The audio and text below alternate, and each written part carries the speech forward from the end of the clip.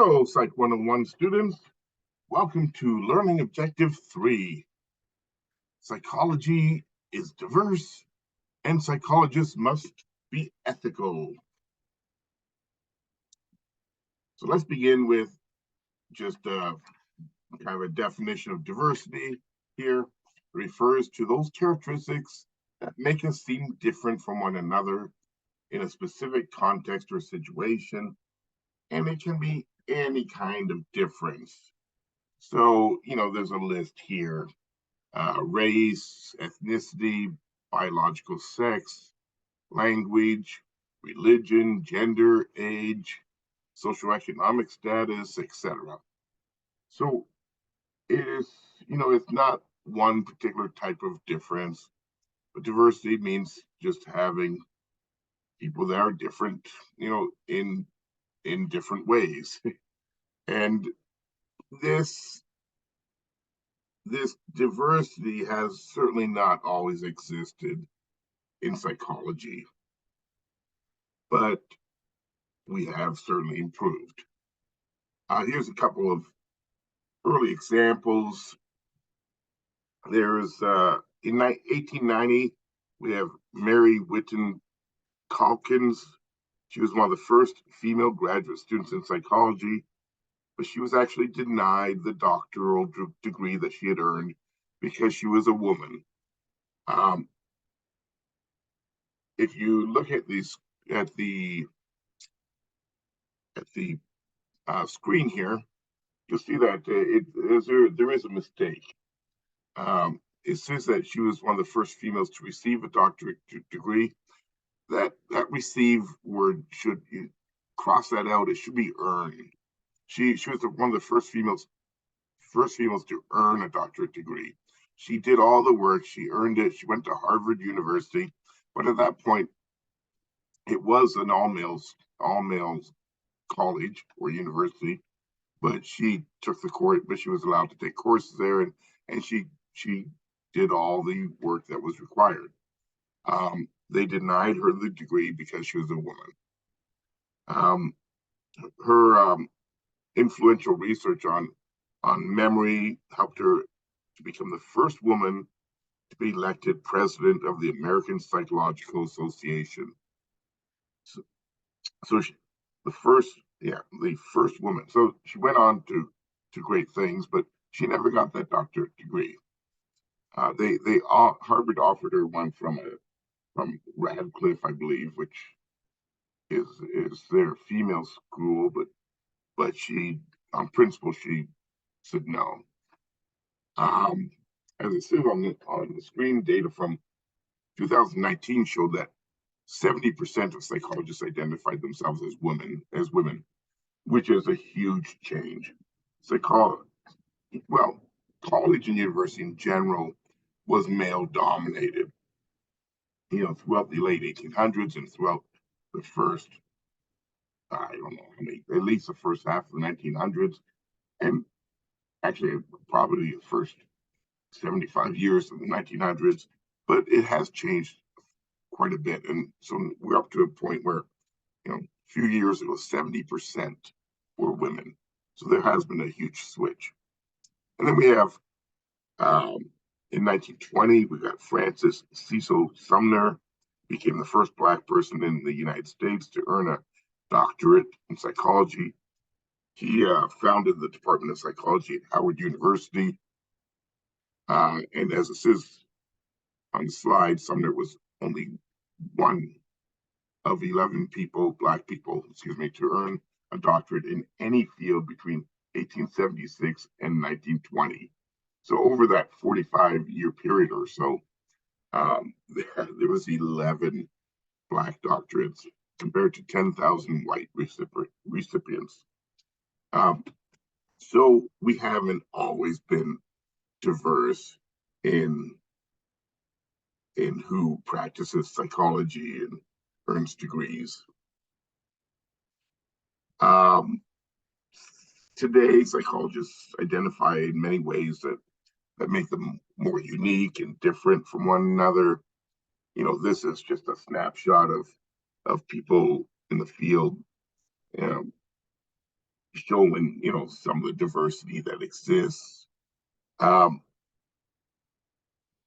it became a real initiative of the American Psychological Association to make psychology a career that was available to all, whoever wanted to pursue it.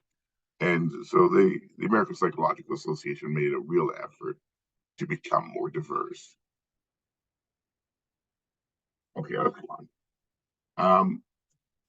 So that's about who studies and who earns the degrees in psychology.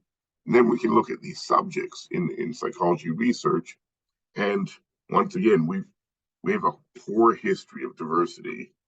There was a 2008 study that showed that 96% of participants in psychology research lived in Western industrialized countries, such as the US, which only represents 12% of the world's population. So 96% of the subjects were coming from, from only 12% of the world's population. So we were missing out on more cross-cultural research in the past. Also, this study showed that 80% of the subjects in psychology experiments were undergrads in psychology courses. And this has been a long-standing practice because it is an easy, cheap subject pool. When I did research for a number of years in my graduate studies, all of my subjects were undergrad psych students because a school that does research, they make it a requirement for anyone that takes like a Psych 101 class that they have to participate in a certain number of hours of research. And so all you had to do was put out folders and they would come and sign up to the studies they wanted to be in. And I would run hundreds of subjects in some studies, and they were all undergrad students from the particular school I was at.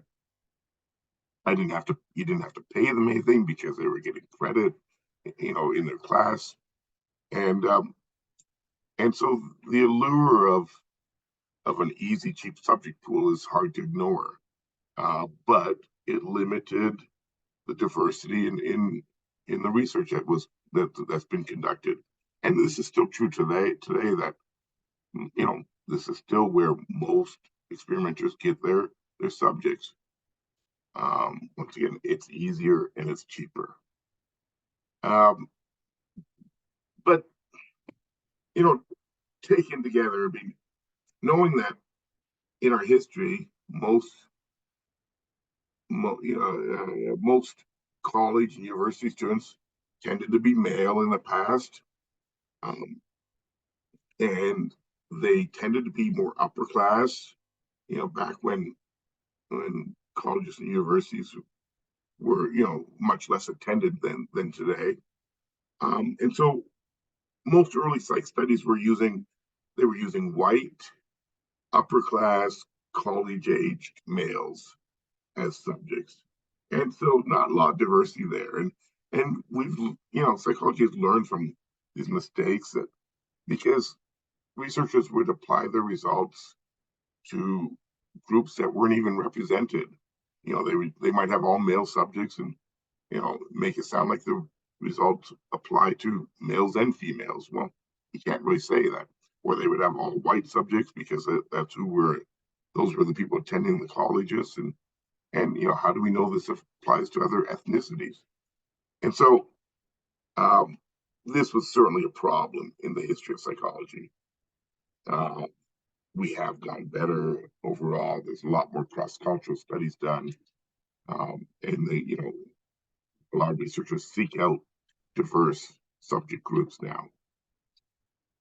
Culture refers to the beliefs, values, rules, and customs that exist within a group of people who share a common language or environment, and the culture of research participants can affect their psychological processes.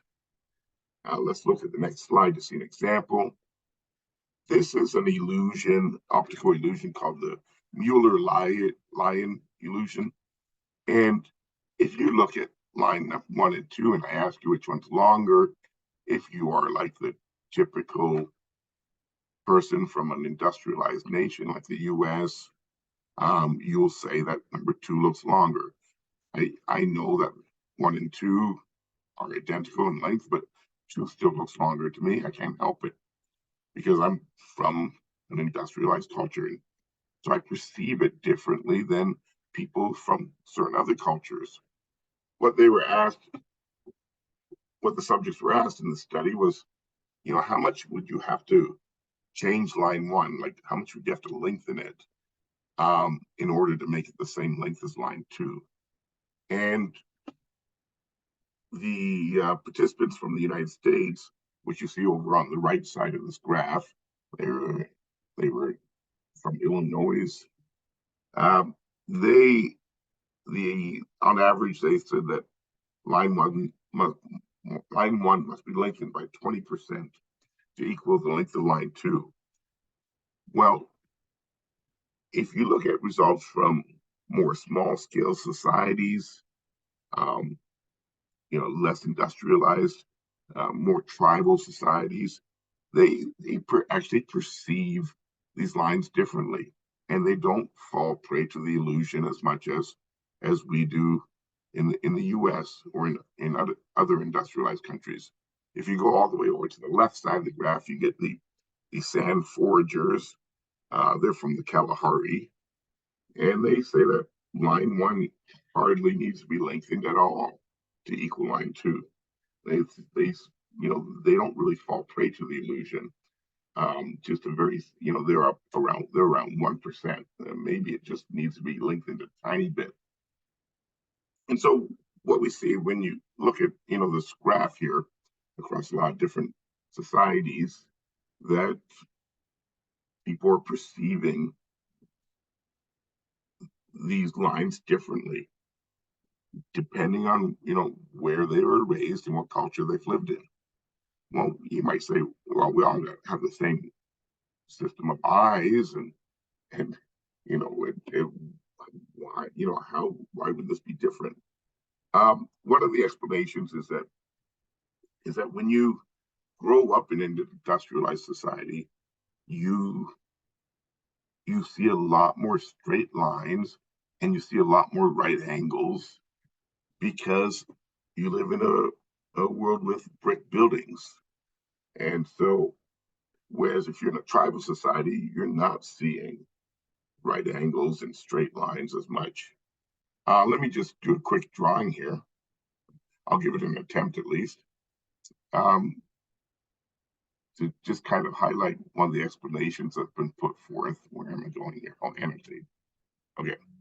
Let me just see if I can do this. Imagine this is a straight line. And then I do this. Okay, and just imagine these are all straight. Okay. It's a horrible straight line.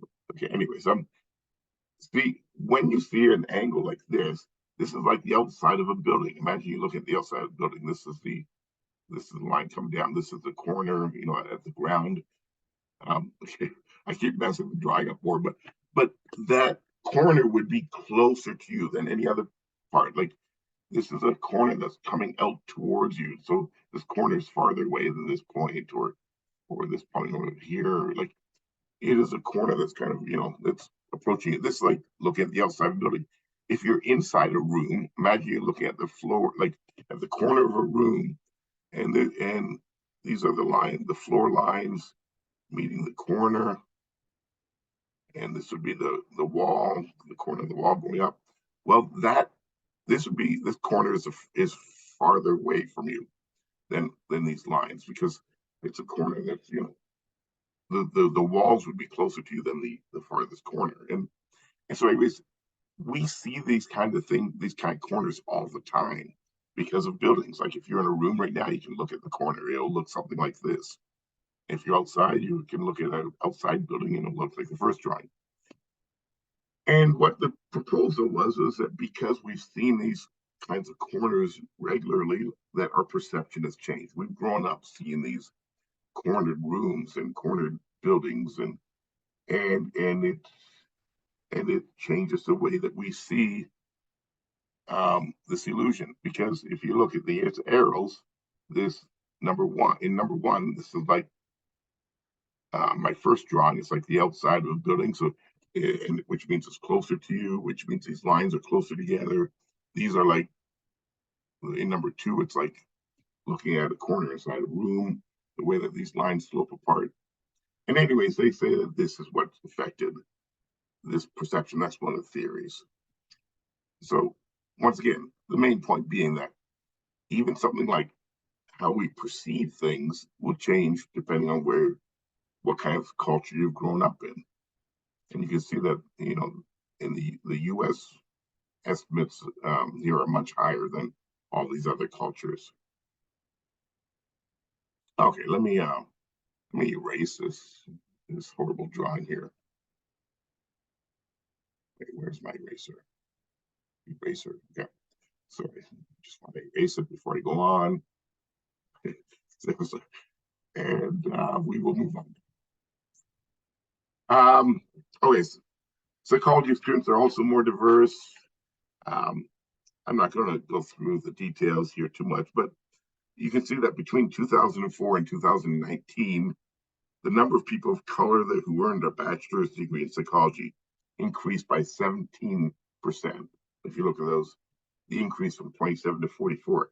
That's in a 15-year period, a 17% increase is pretty large.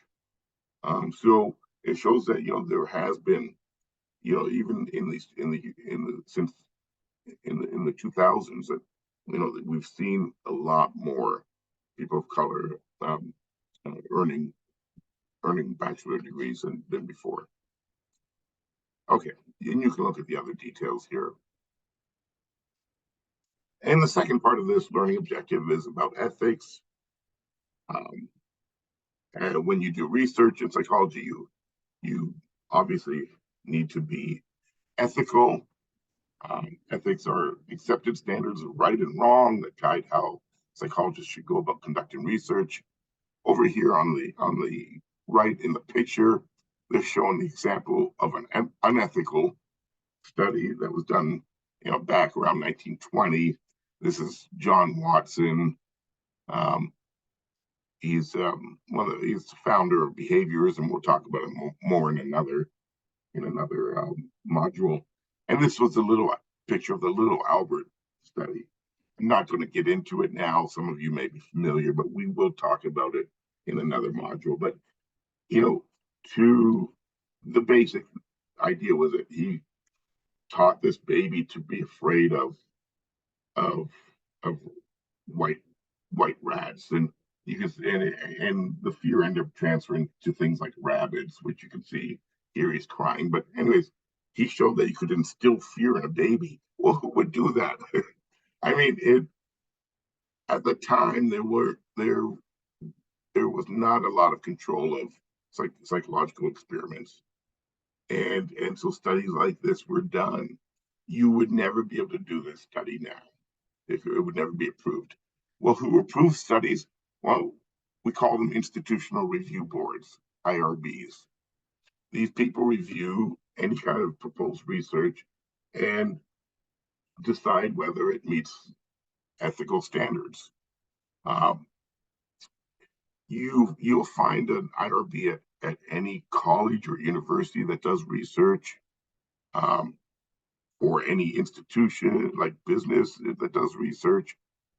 It is the oversight to make sure that researchers aren't overstepping their bounds and possibly causing harm to participants. So every time I did research in graduate school, I would have to submit a proposal to the school's IRB board. If you do a tame experiment, usually you don't actually have to meet them. You just get a form back saying that you're approved. There was only one time that I had to go and meet with a whole group of people, the whole board of reviewers, and that was for the one publication I ended up writing, and it was because we had female subjects that were told that they had to do a proofreading task, and that proofreading task of two male students, and whichever one was the better writer, they would end up meeting with later to write an essay concerning abortion. And what we wanted to do was make one of the males much more likable, and one of them very dislikable. And we actually had passages that they had supposedly written that concerned rape. And so one of the students was very sensitive and caring about the subject, and the other guy was a real jerk. And anyways, the board didn't like that we were using the subject of rape just to make these males seem, likable or unlikable. And looking back, they were right. There were other ways to do it, and we found other ways to do it without introducing the subject of rape. But we really wanted, these women to feel like, oh my goodness, I might have to work with this person, because it was all about how they would perform on a proofreading task, depending on like where their mind was. Were they thinking about the future meeting? Were they fixated on the task at hand? And anyway, I won't go into all the details, but we were denied, and it was an interesting procedure, and this is the job of the IRBs. They will say, try to look for a different way to do things other than something that may be, harmful to participants. Okay, our final slide in this learning objective is these 4 principles or issues that are considered for ethical research. So I'll go through these quickly here. The first one is privacy. You must respect participants' privacy. What this means is that you can actually you can observe people in an observational study as long as they are in a public space. So if they're doing public behaviors that other people can witness, then you are allowed to observe them. So for instance, let's say I was interested in studying interactions among parents and children while they eat dinner together. I could go into a restaurant and observe families eating dinner together, and maybe I'm making note of how often the parents talk to the kids or something like that. And that would be allowed because there's no expectation of privacy in a public place like that. However, I'll mention that there was once a study done where they actually had little cameras in urinals in male urinals, and they were actually studying urination behavior depending on certain conditions. I won't get into now, but that research would be considered to break the privacy standard now, because you have an expectation of privacy when you go in to use the bathroom or restroom,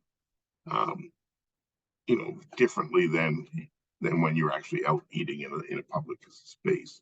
All right, so you have to respect privacy. You can't observe or record anyone if they believe that they are in a private place or engaged in private conversation.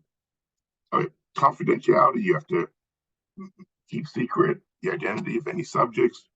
If you ever read research papers, they will have like codes to identify them, like subject 492, they might be a number, or subject ALB, like they might use whatever numbers or letters or something, but they won't use their names or initials or anything like that.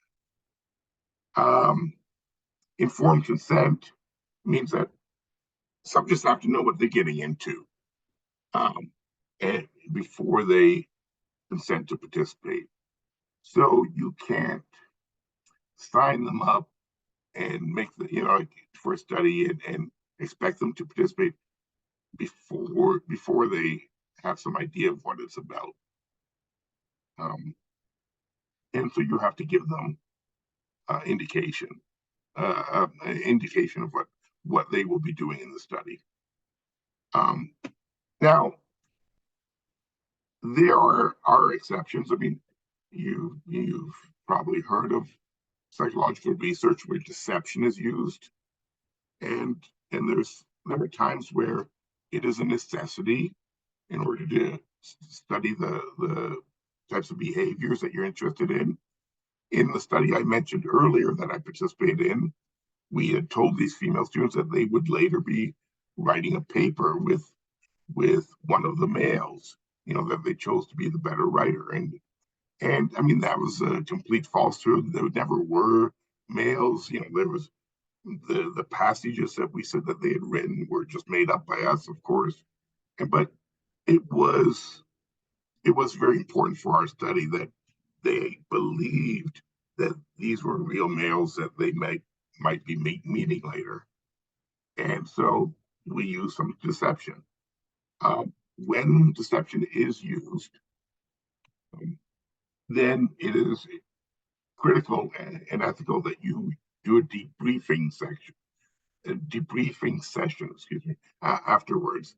So you have to debrief them following the study, which means that you clear up any misconceptions or any deceptions that were used. So, following our study, each subject was, the researcher would sit down and explain to them the purpose of the study and that there was no other male and that they were never going to meet them, etc. And that's critically important. You can't have subjects leaving a study believing some falsehood that you've told them. And finally, protection from harm.